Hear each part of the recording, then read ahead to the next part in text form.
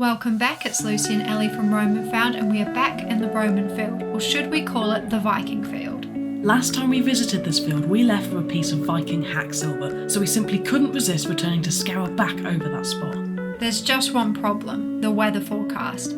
Biblical rain is on the horizon. Maybe we shouldn't have come out, but a little bit of rain isn't going to put us off. It can't get that bad, surely.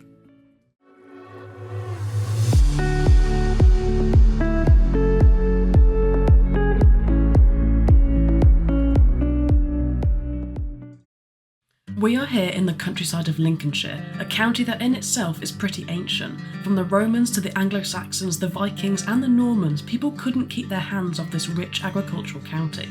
A large reason for this was down to our vast wealth of trade routes containing 2 Roman roads, the River Trent, the Fosdyke and connections to Europe through the North Sea. This particular village we know very well. We've been digging here for over 3 years. This field here is one of our oldest friends, and we know there is strong evidence of Roman activity here in this soil. But when a place has been occupied for over a millennia, you really don't know what it's going to throw up next. So let's get into it and see what part of Lincolnshire's history we're going to find today. Heading straight over to the Viking spot, we soon get our first signal. 3, 4. Tiny one. We got? I don't know. Ooh. Oh, is it a little strap Oh, end? yeah. Oh, beautiful. Oh, that's so nice. Look at that. Oh, that's a really nice shaped one, that one. Yeah. Be Oh, nice, cool. early medieval. Nice little artifact. Beautiful, we love an artefact. How often do you think about the hard plastic ends that prevent the fraying to your hoodie cord? The answer is probably not that often, but if you were in medieval England, such an item was a luxury, for the medieval strap end wasn't plastic, instead it was metal.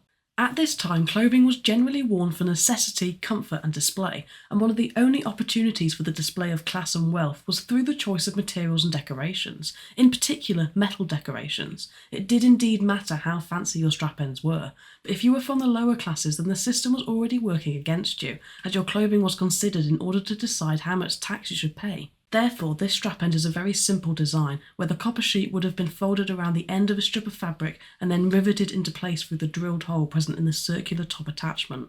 It would have been one of the cheapest types that could be purchased, but still a bit of flash for your humble peasant. A nice find to kick off the finds tin. Let's see what this next signal holds. You see anything? No, not yet.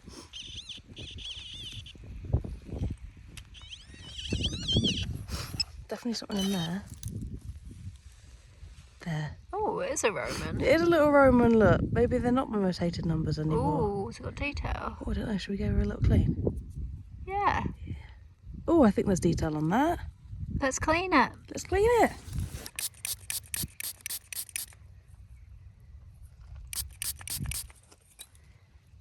We've got some good detail. Oh, yeah, he's got a great face.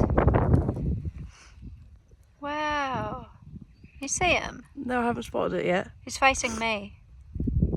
Oh yeah! Oh my god, what a good little face! I know, he was upside down, you couldn't see him. And then there's definitely some good detail on the other side. I think it's the fallen horseman type. I can definitely see the spear. Oh, what a great one! Have we found the most violent Roman coin type ever minted? This gruesome coin, minted under Constantius II, shows a desperate moment of slaughter and death as a barbarian lying fallen over his horse reaches back in vain towards the Roman soldier standing over him, thrusting a spear towards his heart.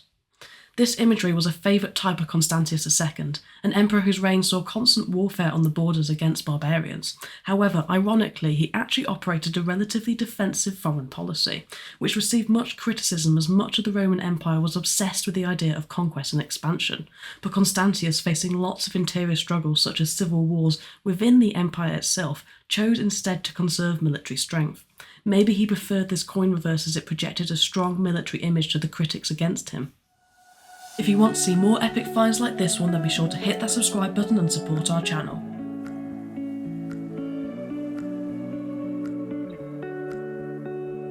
Oh, look at this!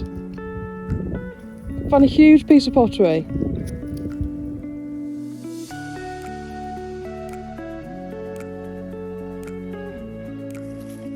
It's a little guy.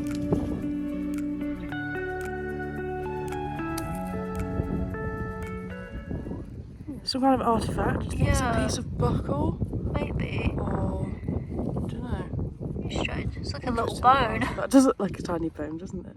We often find pieces of artifact that we don't immediately know what they are, but all of these go diligently into the finds tin and clung onto with the hopes that they will one day be identified.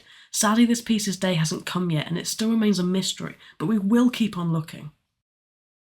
There were over 50,000 different varieties of Roman coin type produced over the course of the Roman Empire. Maybe one day we'll dig them all, but we are pleased to strike another variety off the list today with this Roman empress, Flavia Maximiana Theodora. I think it's spelt bearish. Ooh, Look at that. It's like a That looks like a Roman to Roman. me. It's got to be a little Roman. Are we going to have detail? I hope so. Looks in nice condition.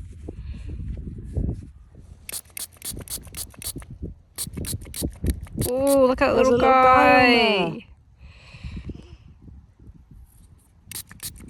You got a bust. Oh, I'm not sure. Ghost of a bust. Ghost of a bust, I think, but that's a lovely guy on there, look. Yeah, little. Definitely one of their gods, look. Yeah, he's great. Theodora was actually the replacement for Constantius's wife Helena, who he previously unearthed as he divorced Helena, a woman from humble origins, and married Theodora, a woman more fitting for his rising status. This coin of Theodora depicts the goddess Pietas, standing nursing a child, and it reveals a lot about the role of women in ancient Rome. Women in ancient Rome lacked any voice in public life, as well as in history. The ideal Roman woman was a matron who spun her own cloth, oversaw her family's affairs, provided a husband with children, food, and a well-run household, and of course displayed suitable modesty. With Pietas on the reverse of Theodora's coin, the strongest tale that we learn about her is simply that she was the perfect maternal wife, rather different in comparison to the coin of Helena's. Very clear 1920. Okay. Maybe too clear. Would you have opened this piece of lead? Bit lead. Something incredible. What's that? Is it that? I don't know.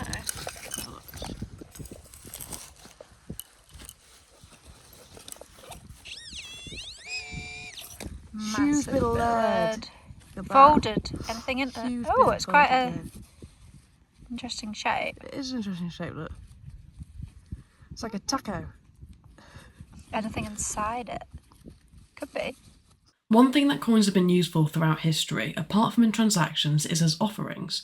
They've been found placed under floorboards, the masts of ships, even under houses themselves. Lead for ancient communities was a material that was widely accessible and easily mouldable, so it's not too far of a stretch to believe that it was used to create rustic vessels to contain these offerings, and then placed into fields for good crops at times of need.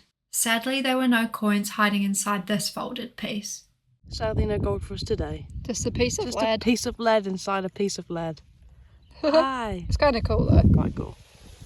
We couldn't escape from the forecast for too long. Here in Lincolnshire we typically have around 115 rainy days per year, and it's looking like today is turning into one of them. Sensibly we decide to wait out the worst of the downpour from the sanctity of the car. Would you have stayed out in this downpour? With the rain not seeming to ease much more, we decide to get back out there. The signal should be better in the rain anyway, with the water increasing the conductivity in the ground, but will it be worth it? It's mid-20s. Very noisy. What's that, look? Is it? Definitely that. What's that? Is it metal? Is it or- metal? Is it lead? What have we got? Oh, Lead, I think. there's a hole in it. Got a hole in it. Or is it just a bit of metal? Not very exciting. It's a mid-20s.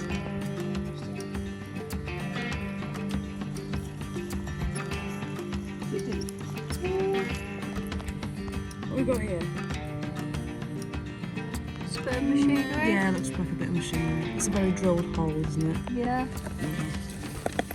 So far we haven't been rewarded with only a couple of trashy finds to show for staying out in the rain. Let's see what this next signal has in store. 15, 16, quite consistent. Then we got our first musket ball for the day. Oh yeah. Such a small little one, that one. It Oh, you see, it's definitely had an Little impact. guy. Oh yeah. Yeah. There we go. It's definitely had an impact, look. You see? Oh yeah. It's definitely struck something, that has. Good little musket ball find. Unearthing coins is incredibly addictive and rewarding, but it's often the artefacts that can reveal a greater tale and history behind them. The humble musket ball is such an artefact that can bear many stories hidden within its form, weight, and find spot. The English Civil War was one of the largest uses of lead shot on English soil, as after this period most military action was carried out overseas, so apart from the odd gentry hunt, most lead shot found is likely to date to this period. The weight of this ball suggests that it was used as pistol shot, and it's clearly seen action bearing a heavy indent on one side, but after leaving the barrel of the flintlock pistol, has it struck a royalist soldier or an unfortunate animal taken home for supper? One thing that the rain is helping with at least is Lucy's magpie eyes, as she starts spotting the familiar grey glint of Roman greyware being washed onto the surface. Just spotted a bit of rim. The rain's definitely helped to wash them out, make them more visible. Oh.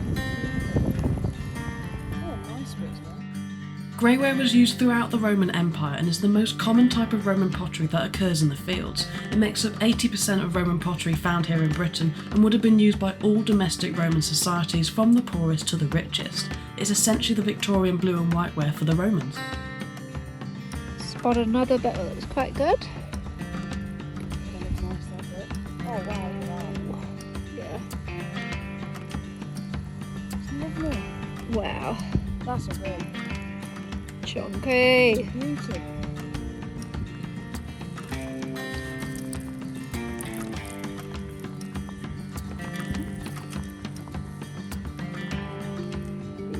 Yes, a little bit to it. Wow. That's a beast.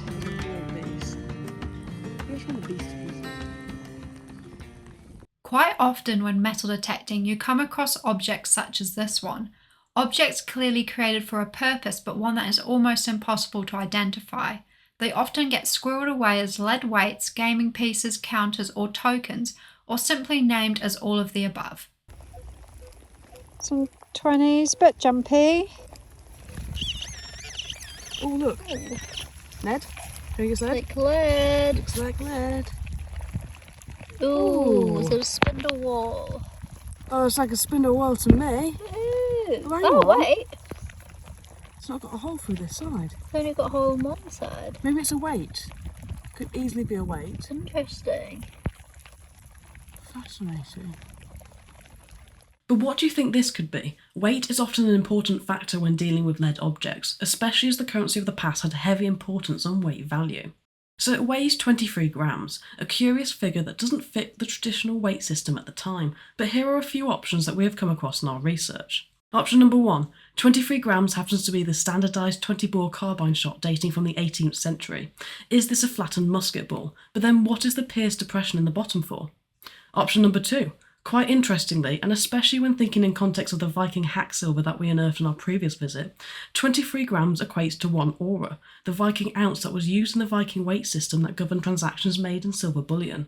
And finally, option number 3. Is it a very underweight 1 ounce trade weight, which should actually weigh 31 grams, dating from the medieval to post-medieval period that was originally pierced to provide a hanging point? Let us know your thoughts in the comments below.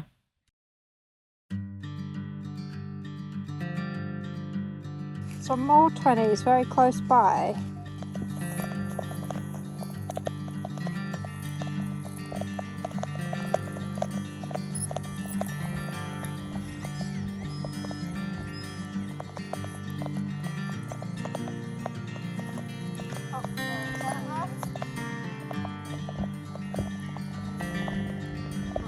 Trash? It's trash. Trash.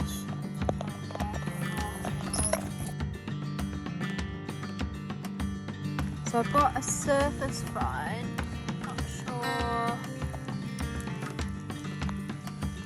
Not sure what that is. Interesting.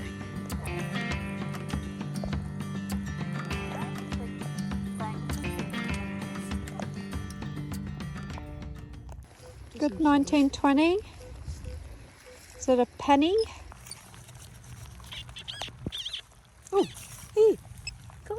There she is.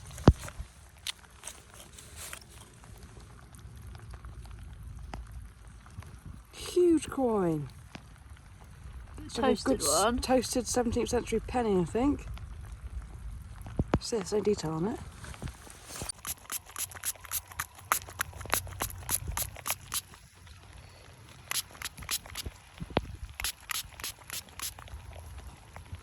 Oh, slight rust. It's Looking like a William. Quite an unusual find to come out of our Roman field is a halfpenny minted under William III that comes from the 18th century in England. But what could a halfpenny get you in the 18th century? Well, life and wages at this time were naturally very different to what we know today. They had their own costs of living problems, for example, with items such as clothing and rent representing a much higher proportion of spending even than they do now. A man's suit alone costs as much as £8, an incredible sum in comparison to wages which could be as low as just £2 or £3 a year. Thankfully, the domestic servants earning this wage were also receiving food, lodging and clothing alongside, but those with independence only earned around £20 a year, which was still relatively low, and over a third would be needed just for one suit. A halfpenny in comparison could just about get you half a loaf of bread. 13. We're at our wits' end. Don't know why we're still out. Just want something.